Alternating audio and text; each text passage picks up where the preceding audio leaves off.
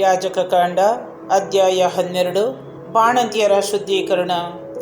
ಸರ್ವೇಶ್ವರ ಸ್ವಾಮಿ ಮೋಶೆಗೆ ಹೀಗೆಂದು ಹೇಳಿದರು, ನೀನು ಇಸ್ರಾಯೇಲರಿಗೆ ಇಂತೆಂದು ಆಜ್ಞಾಪಿಸು, ಒಬ್ಬ ಮಹಿಳೆ ಗಂಡು ಮಗುವನ್ನು ಹೆತ್ತರೆ ತಾನು ತಿಂಗಳ ಮುಟ್ಟಿನಿಂದ ಹೇಗೆ ಅಶುದ್ಧಳಾಗುತ್ತಾಳೋ ಹಾಗೆಯೇ 7 ದಿನಗಳ ತನಕ ಅಶುದ್ಧಳಾಗಿರಬೇಕು.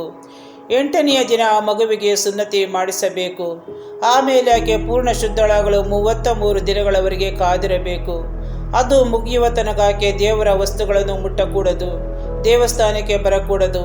ಹೆಣ್ಣು ಮಗುವನ್ನು ಹೆತ್ತರೆ ತಾನು ತಿಂಗಳ ಮುಟ್ಟಿನಿಂದ ಹೇಗೆ ಅಶುದ್ಧಳಾಗುತ್ತಾಳೋ ಹಾಗೆಯೇ 2 ವಾರಗಳು ಅಶುದ್ಧಳಾಗಿರಬೇಕು ಮತ್ತು ಪೂರ್ಣ ಶುದ್ಧಳಾಗಲು 66 ದಿನಗಳು ಕಾದಿರಬೇಕು.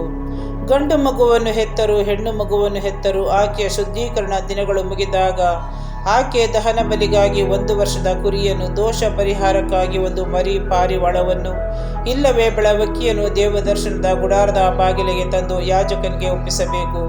ಯಾಜಕನು ಅವುಗಳನ್ನು ಸರ್ವೇಶ್ವರನ ಸನ್ನಿಧಿಯಲ್ಲಿ ಸಮರ್ಪಿಸಿ ಅವಳ ಪರವಾಗಿ ದೋಷ ಪರಿಹಾರ ಮಾಡಿದಾಗ ಅವಳಿಗೆ ರಕ್ತಸ್ರಾವದಿಂದ ಆದ ಆ ಪರಿಶುದ್ಧತೆ ನಿವಾರಣೆಯಾಗಿ ಶುದ್ಧಳಾಗವಳು. ಗಂಡು ಮಗು ಹೆತ್ತಾಗಲೂ ಹೆಣ್ಣು ಮಗು ಹೆತ್ತಾಗಲೂ ಅನುಸರಿಸಬೇಕಾದ ವಿಧಿ ಒಂದೇ. ಬಡತನದ ನಿಮಿತ್ತ ಕುರಿಯನ್ನು ಕೊಡುವುದಕ್ಕೆ ಆಗದಿದ್ದರೆ 2 ಬೆಳವಕ್ಕಿಗಳನ್ನಾಗಲಿ 2 ಮರಿ ಪಾರಿವಾಳಗಳನ್ನಾಗಲಿ ತಂದು ದಹನ ಬಲಿಗಾಗಿ 1, ದೋಷ ಪರಿಹಾರಕ್ಕಾಗಿ ಇನ್ನೊಂದನ್ನು ಸಮರ್ಪಿಸಬೇಕು.